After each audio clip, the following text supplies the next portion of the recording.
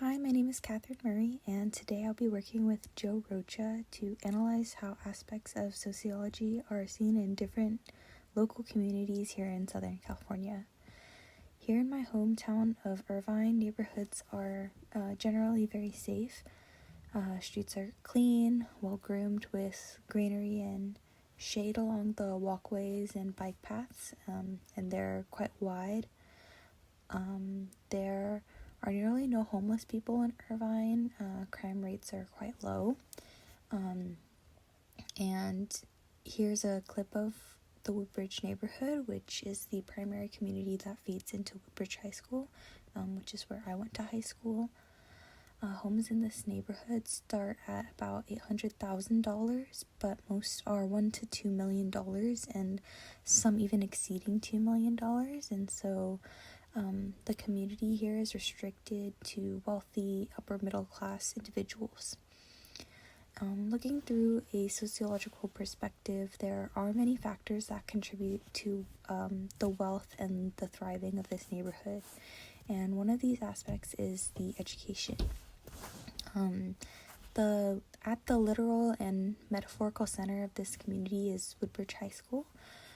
It's part of the Irvine Unified School District, which is known for its quality of education. And this school district is well funded and conveniently located for everyone who lives in this community.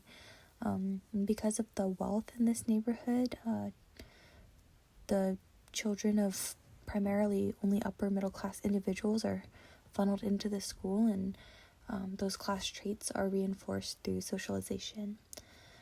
Because of these cultural factors, students grow up to value education.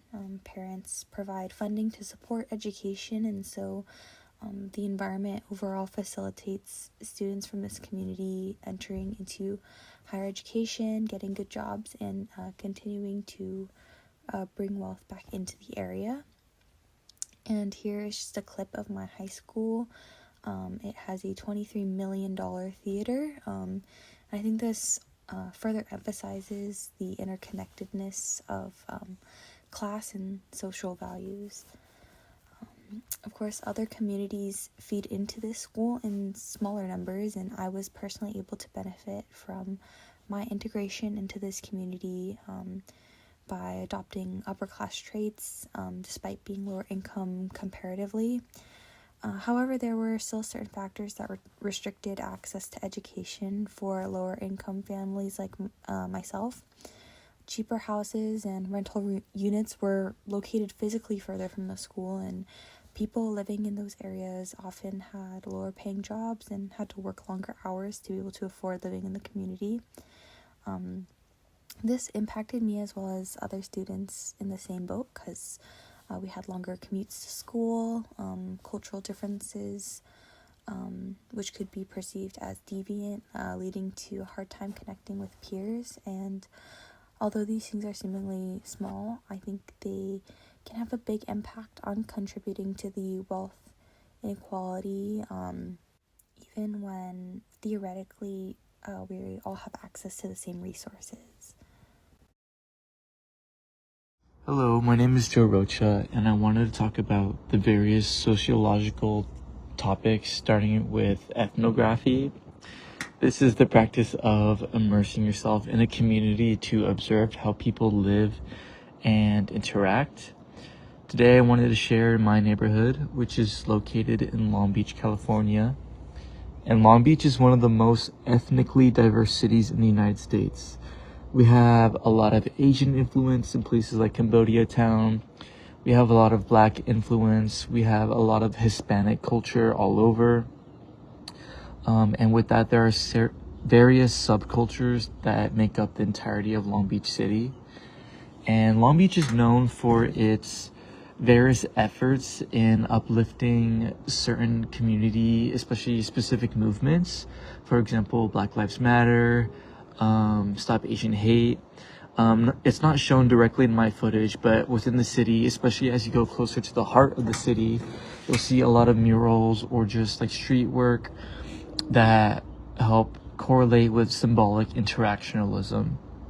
And so symbolic interactionalism can be defined as the use of symbols or tools to help and support identity and resistance towards like oppressing efforts. And specifically in my neighborhood, another topic that I wanted to talk about is social stratification.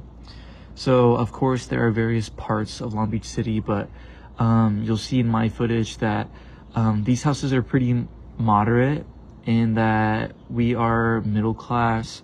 The average price of these houses is around $800,000 to $900,000, which 20 years ago, the price of these houses was less than half of that. And we can look at extreme cases such as Naples, where those houses are very expensive, but the household income for the city is below average. And in this course, we talk about how the economy heavily influences privilege, and considering the price of rent, gas, groceries, all these have risen, especially recently, due to inflation and certain issues across the sea. But despite this, minimum wages and median wages are still staying stagnant. So next time you're walking through your neighborhood, try to think like a sociologist and apply ethnography to make connections that would have otherwise gone unnoticed. Thank you.